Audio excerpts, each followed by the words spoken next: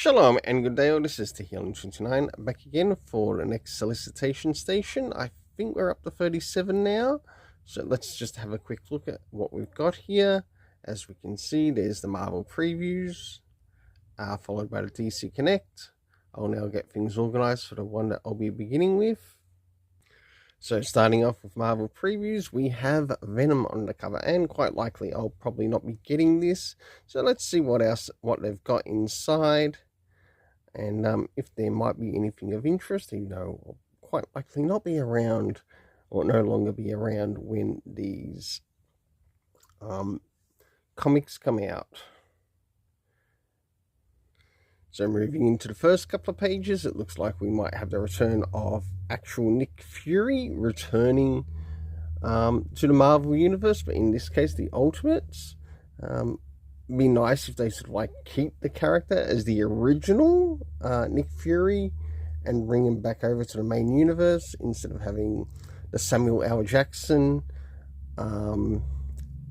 pay me for my face ripoff for royalties. And of course, we move into What If Mickey X-Men related story.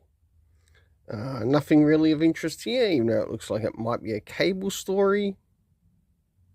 Sorry, she is not Wolverine. How about you name her something else? All new Venom. Well, like I said, probably not going to end up collecting it. I'll probably be long DEAD. Nothing of interest here, but I do actually quite like that cover for your friendly neighborhood Spider-Man. Nothing of interest, even though there's the Infinity Watch now. Let me guess, at certain times on the Infinity Watch, which also has, I don't know, water stones and whatever else in relation to the universe, things alter at certain times. It doesn't look overall that interesting. Doesn't look that interesting. Kidpool and Spider-Boy. Okay, that might be something of interest. Hopefully we'll bring the fun back into comics. Halverine, pass. Big pass on this. Again, another big pass. Definitely like that Ultimate Spider-Man cover. Looks really good. As I'd really like to be around to collect the next volume. The X-Men one, I'm not too sure what others are thinking of the X-Men title so far. I would like to hear some feedback, especially in relation to the Ultimate X-Men. Though I do like Peach Momoko's storytelling in some of her separate stories, and what you get on the cover is also what you get in the story. Now the Deadpool teamer, West Coast Avengers, some Sabretooth, some Storm and Psylocke, again not on my list. Nothing here really on my list. Nothing really here on my list. Nothing really of interest. I might try to speed things up a bit. Nothing of interest once again. Same again with this. Not a lot of interest here, but it is nice to sort of see Werewolf by Night. Not a lot of interest there. Something a little bit more interesting, facsimile editions. Not a lot of interest there, and Miles Morales will never be Spider-Man, because Miles Morales is an imposter, a fraud. Of course, we have Spider-Boy. Wouldn't mind checking out where the next volume takes us. Not a lot of interest here. No, it looks like there might be a pet pool party linking to Deadpool. Could be interesting. Nothing really of interest there. Not a lot of interest there. When's the Epic Collections coming up? Not a lot of interest here. Same as before,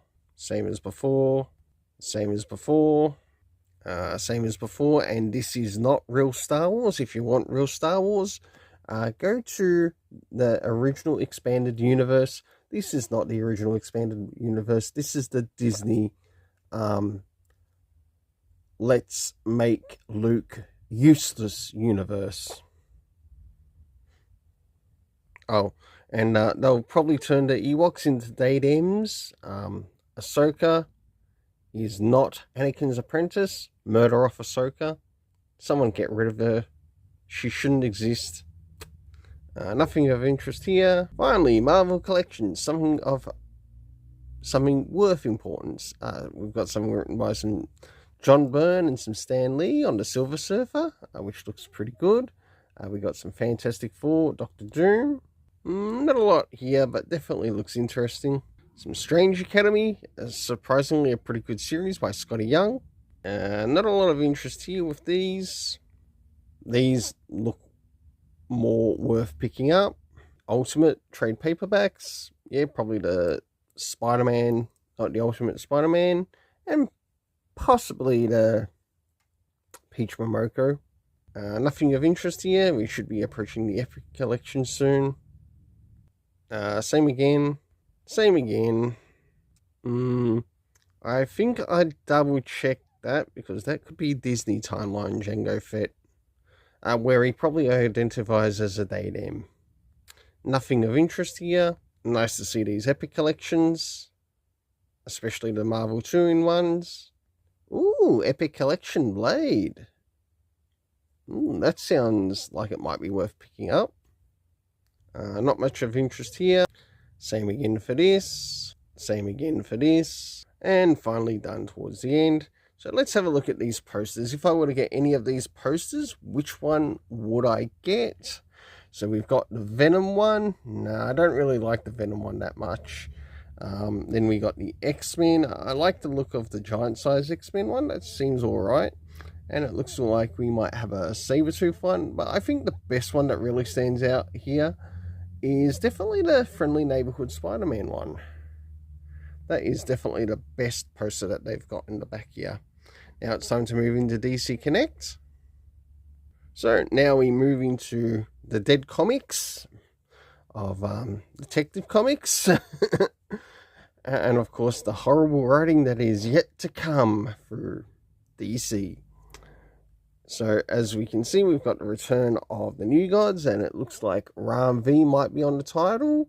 I hope he's able to deliver a better story in this than what he has been delivering in present Batman, because that has just gone up and down and has gone whoop-de-doo terrible.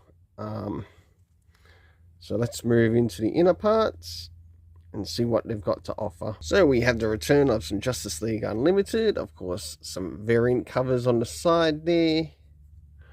Of course, Boy Wonder. I must admit, I really did enjoy that series, and you might too if you enjoy the character of Damian Wayne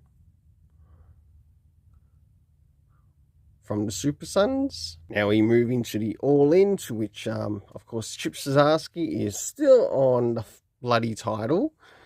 When are they going to get rid of him? And also Scott Snyder in the All-In Batman universe, to which it's more like Real World meets whatever in the DC universe. If anything, they should just keep it Elseworld story with the Absolute Batman. I'm serious. Just make it Elseworlds. Nothing more, nothing less. Of course, we got All-In Superman and also Absolute Superman with Jason Aaron. Everything Jason Aaron touches, he destroys, and that includes Superman too. So you don't want to pick up anything that's got his name on it, whether it's at Marvel or DC. We have, of course, Wonder Woman and All-In Absolute Power Wonder Woman. I must admit, I do quite like some of these covers here for Detective Comics. Well, it's nice to see Damian Wayne back again, which is really good to see in this picture. It's a pity Tom Taylor's on it, because that's the only thing that's sort of turning me away from this storytelling. You know, just go in there because I'm going to go in there and destroy the origin story of Nightwing. Okay, now we're done with Nightwing. Oh, and let's also destroy the origin story of John Kent, which was also partly destroyed by Brian Michael Bendis. So, and how much And how more terrible will it be when Tom Taylor is on this? We'll soon find out.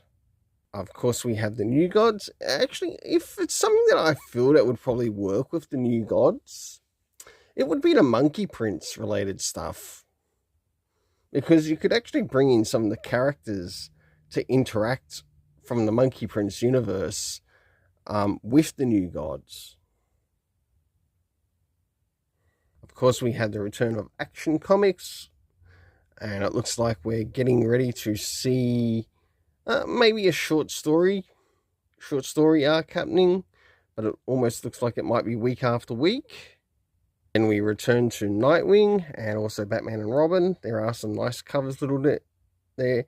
And, of course, a writer that I have a bit of respect for, being Philip Kennedy Johnson, because he is actually someone who does pay attention to the character's character and does his best not to ruin them. Unlike Tom Taylor, Ron Michael Bendis, many others that we can name there, Robbie Thompson, you get the gist. We get the return of the Challengers of the Unknown, Batgirl, and of course Gotham City. We get some more relation in some of the villains, more of the villains, and also a Batman and Robin Year 1, Issue 3 by Mark Waid. Might be alright. But one story that I did enjoy was the Robin and Batman by Jeff Lemire. That fantastic story, worth to pick up. I don't think we need this Batman and Robin Year 1. Moving into some more of the other titles. Return of World's Finest, which has been alright. We got Titans 18. At least it's got someone other than Tom Taylor writing the Titans now. Return of Black Lightning, but is that character best suited for the story? We don't know. Green Lantern, Green Arrow. Of course, we still have Josie Campbell on Shazam, which has been hit and miss with some of the stories. It looks like the return of some of the Milestone universe, but we're also going to have what looks to be fake Question Renee Montoya returning as the Question. I'm sorry, bring us bloody Vic Sage back, not Renee Montoya. Some DC Horror Presents, which looks to be interesting. Moving into some of the facsimile editions. Now, this is something I really enjoyed, and I would love to collect again. The Batman Santa Claus Silent Night related stuff. And it looks like it's going to have a little bit more issues to it compared to last time. Some more Green Lantern, Dark Knights of Steel, All Winter, DC versus Vampires. Moving to some of the Black Label stuff, including Jenny Sparks, some of the other titles, Little Batman, Month 1, Issue 2. That's something I might sort of consider picking up, even though I'd consider it more like an Elseworld story. And also we got the DC Batman Spells Robin Laid an Egg. Sounds interesting. Finally moving into the collected editions. If that Absolute Power is in softcover trade, I'd consider picking it up. But apparently it's not, which is a real bummer.